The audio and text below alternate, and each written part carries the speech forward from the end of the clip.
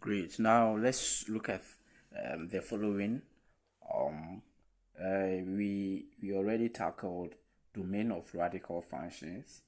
Um, we solved some examples, but in this case, we are looking at in this form when you have rational functions, all under what a radical function in this form. You see that the square root covers everything here. So in this form, we would have treated it as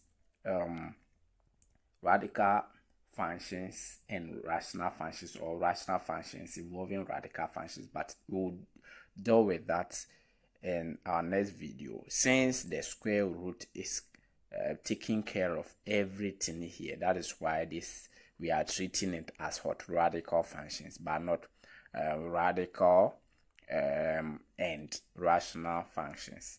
All right, good, because we are going to apply the same idea we learned previously on radical function. Okay, so we are going to look at how we can find the domain, since we are saying that everything is under the radical function. Then for the function to be defined, all that we are saying is that everything here under the radical sign shouldn't be what? Negative value.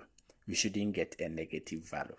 And if we are not supposed to get a negative value, then it means that whatever we get here should be either greater or equal to 0.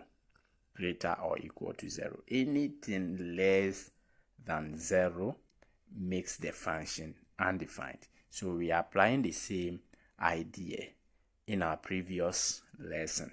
Okay, so for the domain, for this value to satisfy, then the domain is given that every element being what? A member of raw numbers, then everything here should be greater or equal to 0. We shall not waste time. Let's take our first example and see how we can do that, because this is a rational function. So for example 1, we are saying that f at x is equal to square root of x minus 3 all divided by 2 plus x. So if you are finding the domain, since everything is in the radical sign, then we treat it as what? Radical functions domain. So it means we are going to take everything in the radical function greater or equal to 0. Great. Now this is what you have. If you have this, let's see, in the normal way we solve what? Inequalities. Since we have that, we'll have to consider the denominator, but if we should consider the denominator, nothing will work for the denominator. So what we do is we can only find the LCM, because it is rational function. If we find the LCM, then we can multiply through by the LCM, since we are solving it as a simple linear, a simple inequality. Okay, so if I'm finding the LCM, then my LCM becomes what? 2 plus x. If I multiply through, automatically we know that this entire numerator multiplies what? 0, and it will go 0, which will leave only the numerator behind. Okay, which will leave only the numerator behind. In that case, I'm only going to consider the numerator.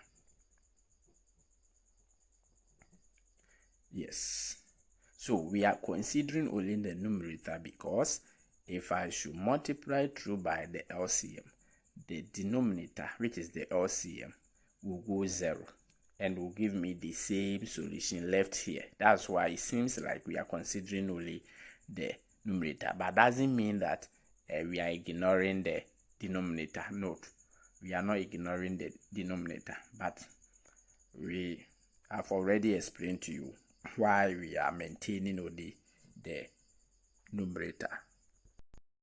Yes, so sure. Now once we have this, we can solve this very easily. So I can just add, yes, I can just add 3 to each side. Okay, good. Then I'll have this clear off. Then I have x, and that is x is greater or equal to 0. 3 rather. Yes, 3. Good. So once I have this, then I can just draw my number line and test. So if I'm drawing my number line, then let me indicate here 0, here as 3. Okay, all right. So we know that if I place 3 here, I will shade this 3. To my right, it goes to this direction, and to my left, it goes to this direction. It means that here becomes x is greater or equal to 3, and this portion becomes x is less or equal to 3. So what this means is that I'm going to pick values from here where those values are less than 3, and I pick values here where those values are greater than 3 and test. So the region that will satisfy or make the function, this function, the values or the region that will make this function defined, they become what? My domain or my solution. Okay, so I'm testing from the left first. If I'm to test, then what I will do is I'll pick a number less than 3. If I'm picking a number less than 3, then I can think of what? 2, because 2 is less than 3, and put it in that function. So if my x is 2, then if I put it in the function, let's see. So x, which is 2 minus 3 divided by 2 plus 2, and that gives me what? Negative 1 on 4. And remember, we said that anytime you get a negative value in a radical sign, then the function automatically is what? Undefined. But for domain, the function should be defined. So it means that we are not accepting this portion here. Okay, good. Now let's test for this one. If I'm picking a number which is greater than 3, then I will think of what? 4. If I substitute 4 into the function, then I'm going to get 4 minus 3 all divided by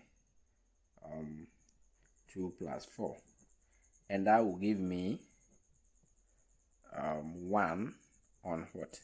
6. Since I have got what? A positive number, a number which is greater than 0, then the function is defined.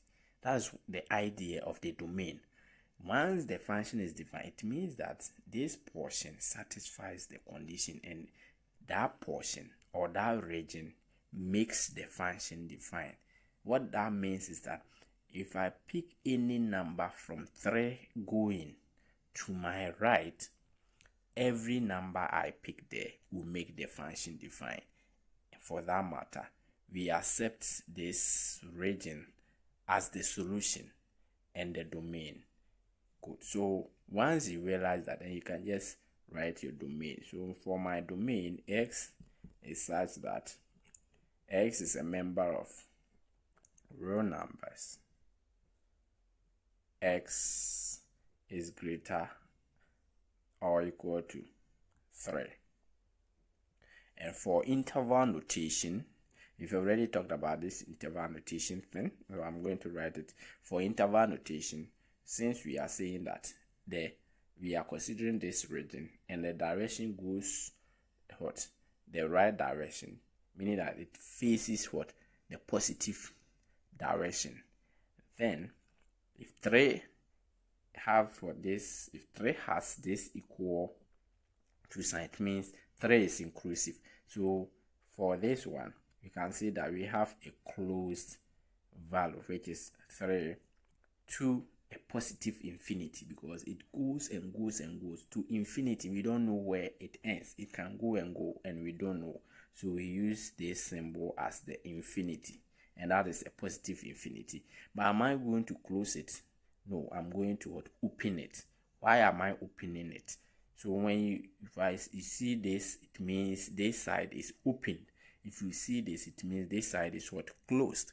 Why is this side closed? Because we are saying that when you get to this point, moving to this direction here, it doesn't continue, because here all of it will make the function undefined. And since it includes the equal sign, it means 3 is inclusive, 3 is part, so it starts from here, it ends here, so you have to close it here. That's why we have this symbol.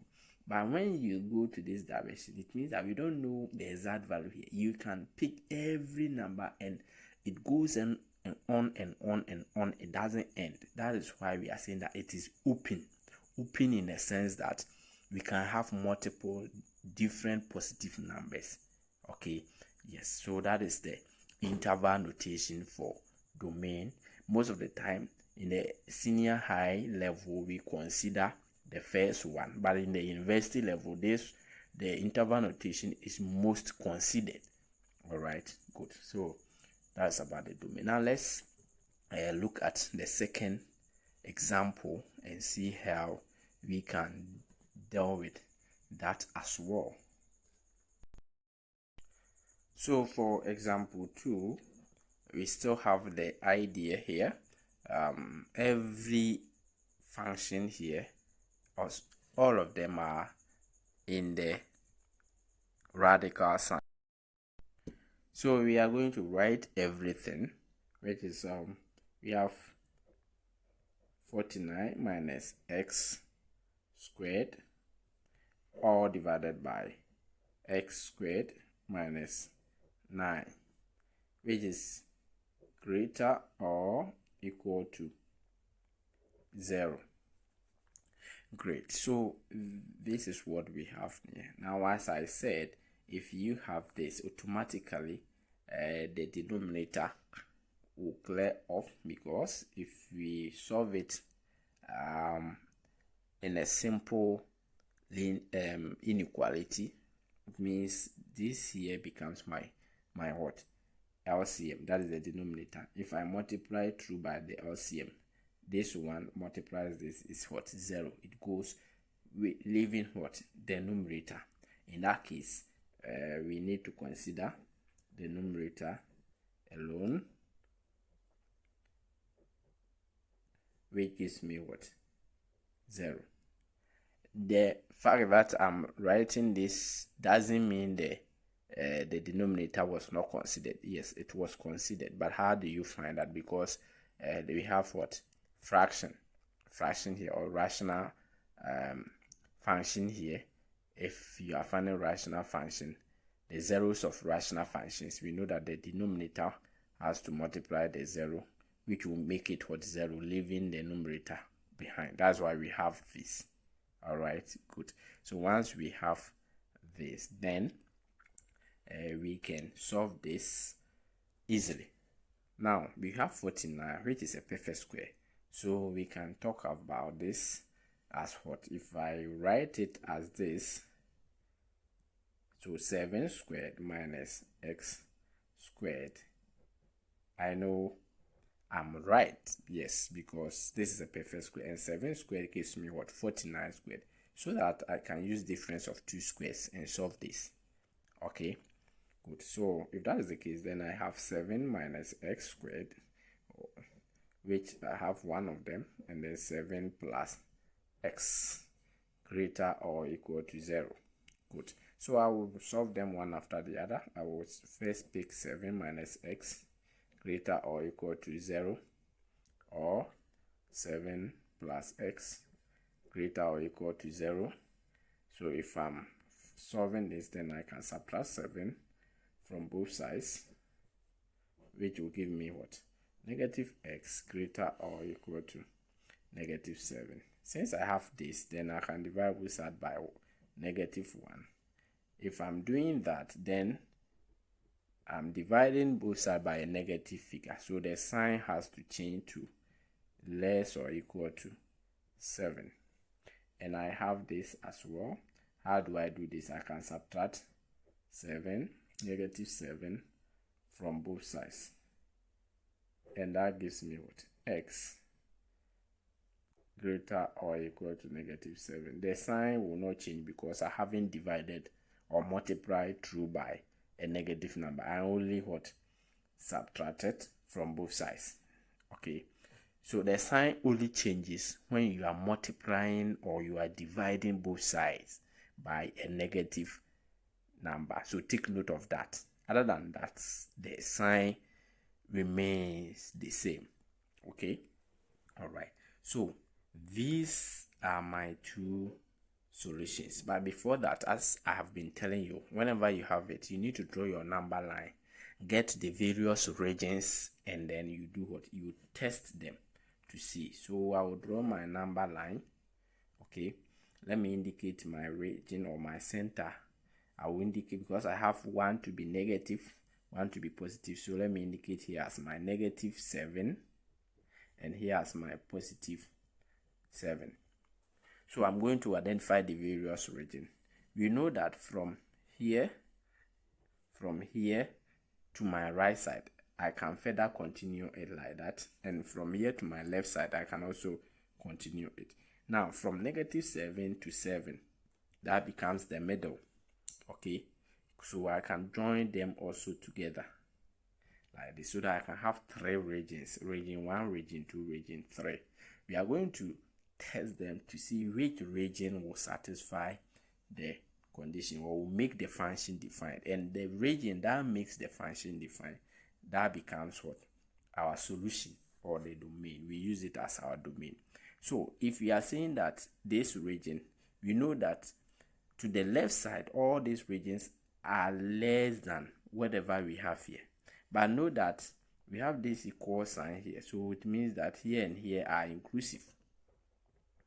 Okay, good. So which values are less than negative 7? We can think of what? Negative 8, negative 9 to infinity. If that's the case, then my inequality for this portion becomes what? X is less or equal to negative what? 7. Okay, what about this portion? We are talking about the right side, which also suggests that values are greater than 7. So which values? We can think of 8, 9, 10, all the positive values. And for that matter, my inequality is also giving us what? X is greater or equal to 7. All right. What about the middle? So the middle here, we are talking about the intersection of this, everything inclusive from here, or yes, we can talk of values starting from negative 7 to 7. Okay, if that's the case, then my inequality for this becomes what? Negative 7 less or equal to X less or equal to what? 7. And that also becomes what? This. So how do we do this? What we do is we test each of them to see which of the regions satisfies the function. So if I'm testing, then it means I'm going to pick a number from this region, the left side, which numbers are less than negative 7. So I can think of what? Negative 8. And then here, numbers between what? Or numbers from negative 7 to 7. I can think of negative 6. Here I can think of even 1 or 2, whatever number. Here, maybe negative 1. Because all these numbers are here. They can find all of them here. And if I'm also talking about numbers greater than 7, then I can think of 8. Yes, 8 here. 9, all of them. But remember, we are saying that the equal sign means the 7, they are all inclusive. So you can test of all of them. Good. Now here I'm going to take the negative 8 and substitute to the function and see. So this is what we have. When I see X, I will put it there. So I have this here, 49 minus negative 8 squared. Alright, which is what? Negative 8 squared minus 9. So let's see if it satisfies the condition.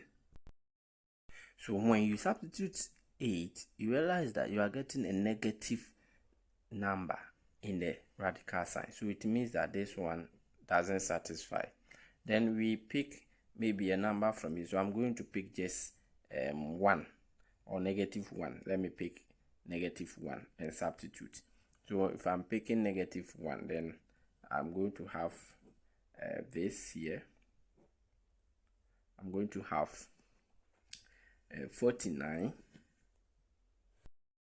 Good. So if you substitute 1, you realize that you are getting negative. Even though we are getting a negative here, it doesn't make the condition what? Defined. But you realize that when you put that same negative 1, if you put it here, you realize that this is true. Okay, so the 1, even though doesn't work here, even the 1 doesn't work here, but when you put it in that expression or inequality, it will be true. If that's the case, let's test for, let's say, negative 6. Okay, good. So if I substitute 6 here, you realize that I will get a number that will make this positive. Okay, now what about if you pick a number here?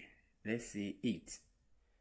If you put 8 here and substitute, you realize that you will still get negative. So it means that this side also doesn't satisfy, and this side doesn't satisfy. But when you consider this, it satisfies and makes what? The function defined. If that's the case, then this is what we are using as our solution. Therefore, our domain is giving us x is such that x belongs to all set of real numbers. Negative 7 is less or equal to x, less or equal to negative 7, positive 7. And for the interval notation, because this is closed, this is closed, then we can write negative 7, comma 7. That means this becomes what? Our domain, and that's how we solve such example. Okay, so we are done with the radical functions. We shall be looking at radical and rational, okay, in our next video. So see you in our next video. Bye bye.